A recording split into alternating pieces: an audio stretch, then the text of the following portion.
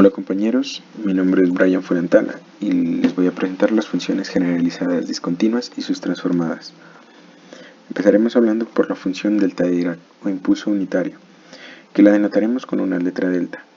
Y por definición tenemos lo siguiente, que nuestro delta de Dirac en un punto t igual a a tendrá un valor de infinito y en los puntos diferentes de a será 0. También tenemos que por definición la integral de 0 a infinito de nuestra delta de Dirac será igual a 1.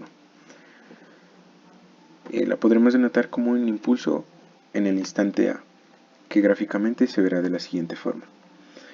Tenemos una gráfica en el cual a es 0, está centrada en el origen, y pues nuestro impulso está dado en ese punto, como nos lo dice esta pequeña definición, que será un impulso en el instante a, nuestro a se puede encontrar en cualquier punto en el plano, y lo denotaremos con esta flecha, y pues la definición nos dice que es un t que será t igual a y será un valor de infinito, pero por nuestra integral sabemos que el máximo valor que puede alcanzar nuestra delta de Dirac es 1.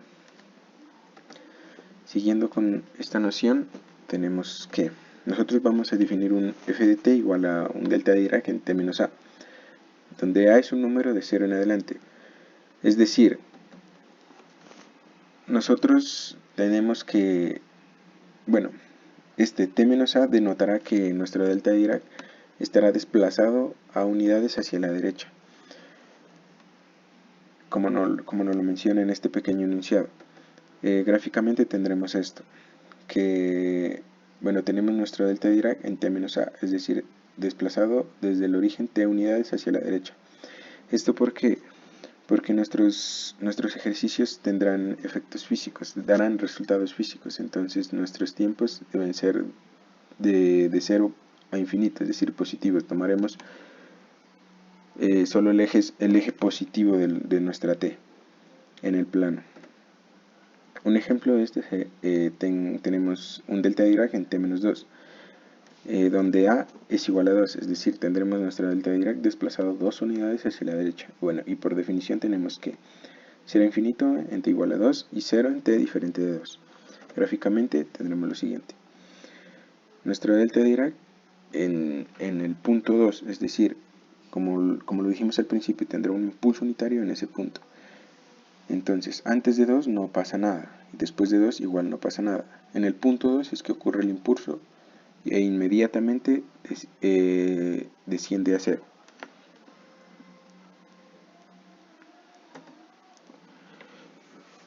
Función Heaviside o escalón unitario. La denotaremos de dos formas, la podremos denotar de dos formas, como una h o como una u. H por Heaviside y u por escalón unitario. Por definición tenemos que nuestra función Heaviside estará en el plano comprendida de la siguiente forma. Tendrá un valor de 0 en los t menores a y un valor de 1 en los t mayores o iguales a. Gráficamente se vería de esta forma.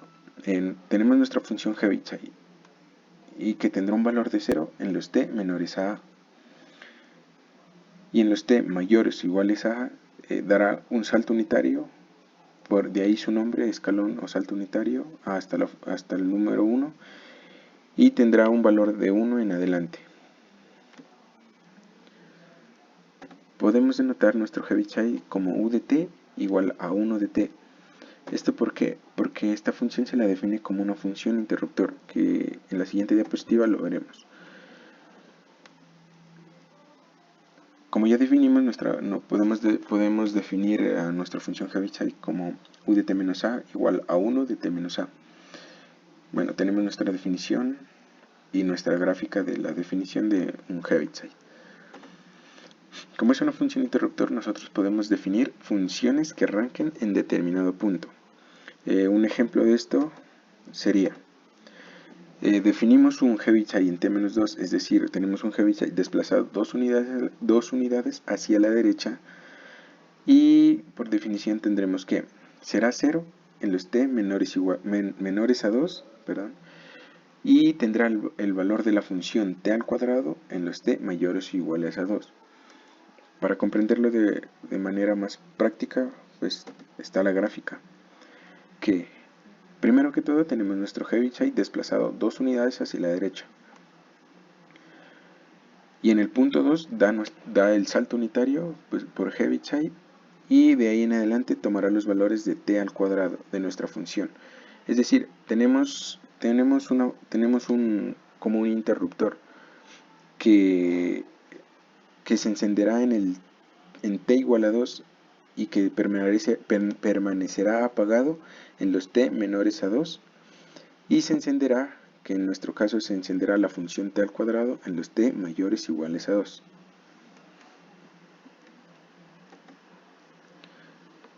Unos pequeños ejemplos prácticos de esto sería el siguiente. Tenemos dos Heaviside, un Heaviside en t menos a y un Heaviside en t menos b. Es decir, tenemos un Heaviside desplazado a unidades y otro desplazado b unidades, que estas dos funciones serán 0 en los t menores a a. Tendrán un valor de 1 en los t mayores o iguales a a y menor o igual a b. Y de nuevo será 0 en los t mayores a b, como lo podemos definir aquí. Para definir la función interruptor nosotros tenemos lo siguiente. Como definimos que Heaviside de t menos a es igual a 1 de t menos a, nosotros tenemos que nuestro Heaviside en t menos a, antes de a, permanece apagado. En el punto a, nuestro primer Heaviside de t menos a se enciende, entonces toma el valor de 1. Pero nuestro siguiente Heaviside aún no se enciende, porque él se encenderá, valga la redundancia, en el punto B, dará su salto en el punto B, en este punto. Entonces tendremos que nuestro primer Heaviside está encendido, pero nuestro segundo Heaviside aún no. Entonces tendremos 1 menos 0 igual a 1. Por lo tanto, esta función seguirá en un valor constante 1. Y cuando lleguemos al punto B, nuestro siguiente Heaviside, bueno, el primero ya estaba encendido en 1, se encenderá nuestro segundo Heaviside y tendremos un valor de 1. Por lo tanto, nuestra suma será 0, que es lo que indica la gráfica, que en este caso descenderá a 0 y continuará en ese estado. Entonces, para ejemplos prácticos traje este ejemplo numérico, que es un Heaviside en t-2 y un Heaviside en t-4, desplazado 2 unidades y 4 unidades respectivamente. Entonces nosotros recorremos el plano. En el punto t igual a 2, encendemos nuestro primer Heaviside. Entonces tendrá un valor de 1. Pero el siguiente Heaviside aún no está encendido. Por lo tanto seguirá en un valor constante 1. Llegamos a 4 y encendemos nuestro segundo Heaviside. Y justo en ese momento se reducirá a 0 y seguirá en adelante con 0, como nos lo indican nuestras funciones interruptor. Es decir, están apagadas las funciones. Se enciende la primera, continúa encendida, se enciende la segunda e inmediatamente se apagan las dos. Función rampa unitario. Tenemos que la función rampa unitario se define la denotaremos con una R y se definirá de la siguiente forma. Tendrá valores de 0 en los t menores a y valores de t menos a en los t mayores o iguales a. Gráficamente será de esta forma. Tendremos que la función rampa valdrá 0 en los menores a, en este caso a es igual a 0. Entonces estará centrada en el origen. Y en los valores mayores o iguales a tomará un sentido lineal, es decir, este tendrá una pendiente igual a 1, es la pendiente máxima que puede alcanzar nuestra función rampa. También nosotros podemos definir la función rampa pues desplazada a 2 unidades o a unidades, las que nosotros deseemos, a la derecha, como lo vimos en las anteriores funciones. En este caso tendremos una rampa en t menos 2, es decir, una rampa unitaria desplazada a 2 unidades hacia la derecha con una pendiente 1, como ya lo indicamos. Ahora veremos las transformadas de Laplace de las funciones generalizadas. Primero veremos la transformada de Laplace de nuestra función delta de Dirac. Definiremos nuestra función delta de Dirac como una f de t. Ahora, recordando la definición de transformada de Laplace, tenemos que la transformada de Laplace es igual a 0 infinito de e a la menos st por f de t de t. Reemplazamos nuestra función en la definición de transformada y tenemos lo siguiente: la integral de 0 infinito de e a la menos st por delta de Dirac en t menos a. Ahora, recordando la definición de nuestra delta de Dirac, analizaremos que nuestra función delta tendrá valores de infinito en t igual a y tendrá valores de 0 en los t diferentes de a. Gráficamente vemos esto. Entonces, si analizamos un poco esta función, tendremos que en los valores que sean diferentes de a, nuestra función valdrá 0. Por lo tanto, si nosotros evaluamos en este Euler a la menos st en 0, tendremos que esta función será 1. Pero si nosotros evaluamos en el punto A, tendremos que esta función será e a la menos s por a, lo cual será una constante. En pocas palabras, nuestra función delta de Dirac en la integral tendrá sentido solo en el punto. Entonces nosotros reemplazando tendremos lo siguiente. Tendremos que es la integral de 0 infinito de e a la menos s a por delta de Dirac en t menos a. Por lo que ya hablamos, es decir, que en los t diferentes de a, nuestra función tenderá a 1, porque será e a la menos s por 0. Por lo tanto, solo nos quedará esta integral, que como ya dijimos, evaluando tendremos Euler a la menos SA, y ese Euler ya será una constante, y como es una constante, nosotros la podremos sacar de la integral. Y si nosotros sacamos esa constante, tendremos la integral de 0 a infinito del delta de Dirac de t menos a. Pero si nosotros recordamos al principio la definición por definición, tenemos que esa integral tendrá un valor de 1. Por lo tanto, solo tendremos que, de todo ese resultado, tendremos que será igual a Euler a la menos SA, que por tanto será la transformada de Laplace de nuestra delta de Dirac en t menos a. Por otro lado, si quisiéramos calcular la transformada de Laplace en el origen, es decir, si a igual a 0, tendremos que nuestra delta de Dirac es igual a 1.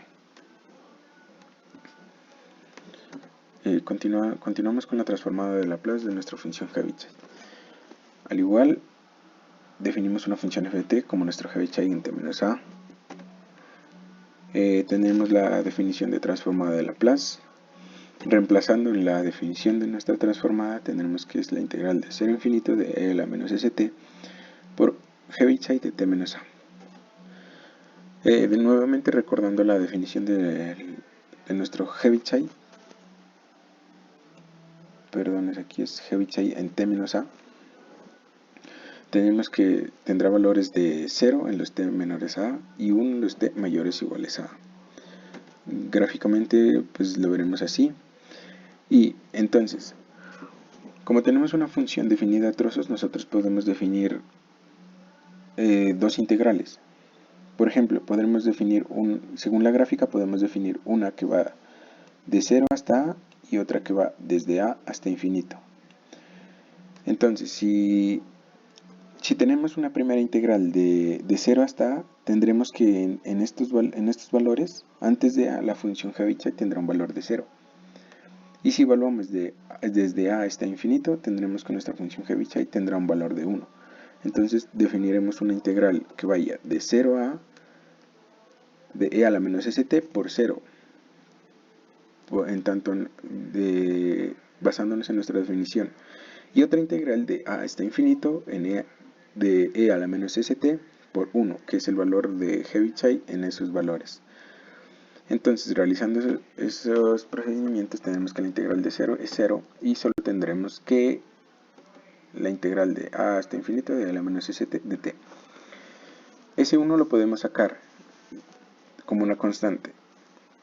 Y como a la vez estamos haciendo la transformada de Laplace, sabemos que la transformada de Laplace de una constante es 1 sobre s. Y pues desarrollando ya esta integral en los límites tendremos esto, 1 sobre s menos 1 sobre s por e a la menos st entre a e infinito. Realizando estos valores, este menos salió de aquí, es decir, lo factoricé. Lo saqué del paréntesis para evitarme confusiones haciendo el límite, evaluando en los límites. Bueno, siguiendo con esto, tenemos que un st, cuando hacemos una integral y está evaluada en un valor de infinito, tendremos que hacer el límite. Entonces, si hacemos el límite de h cuando tiende a infinito de a la menos sh, y evaluando en a menos e menos Euler por menos at. Si hacemos ese límite, tendremos que ese valor tenderá a 0. Y por lo tanto, tendremos al final que nuestra transformada de Laplace de la función Heaviside será igual a 1 sobre s por e a la menos at. Perdón, no es at, es as. Y la transformada de Laplace de nuestra función Heaviside será 1 sobre s por e a la menos as. Por último tenemos la transformada de Laplace del rampa unitario, que pues aquí no traje el procedimiento, solo traje a colación el resultado directo. Bueno, definiremos nuestra rampa como una función ODT, recordaremos la definición de transformada de Laplace, reemplazándola. Bueno, también traje a colación la definición. Y por último tendremos que la transformada de Laplace de la función rampa unitario en t menos a será igual a 1 sobre s al cuadrado por e a la menos at. Por último, tenemos una relación entre funciones, que básicamente serían las siguientes. Que la integral de menos infinito a infinito de nuestra función delta de Dirac de t será igual a un Heaviside de t. Es decir, la integral de un delta es igual a un Heaviside. ¿Esto por qué? Porque si recordamos la definición al principio de nuestra delta de Dirac, la integral era igual a 1 de t, era igual a 1, perdón. Pero como recordaremos, también definimos que la función Heaviside u de t también la podíamos denotar como 1 de t. De ahí viene esta pequeña noción de que la integral de menos infinito a infinito de nuestra delta de Dirac es igual a un Heaviside. Al igual, si hacemos la derivada de un Heaviside, tendremos la función delta de Dirac. Pero hay una pequeña contradicción, por eso la nota aquí. Estos procedimientos en la matemática más compleja no podrían ser de una forma tan directa como lo menciono aquí, ya que son funciones definidas a trozos. Pero en nuestros casos más prácticos, es decir, si nos encontramos, por ejemplo, en una ecuación, si debemos derivar un Heaviside, sabemos básicamente que eso, si lo derivamos, tendremos un delta. Y si integramos un delta, tendremos un Heaviside. Es decir, para nuestros casos efectivos sí servirá, pero en la matemática más compleja, estos casos son un poco más complejos de demostrar y de denotar. Bueno, no siendo más el tema, les agradezco su atención. Muchas gracias.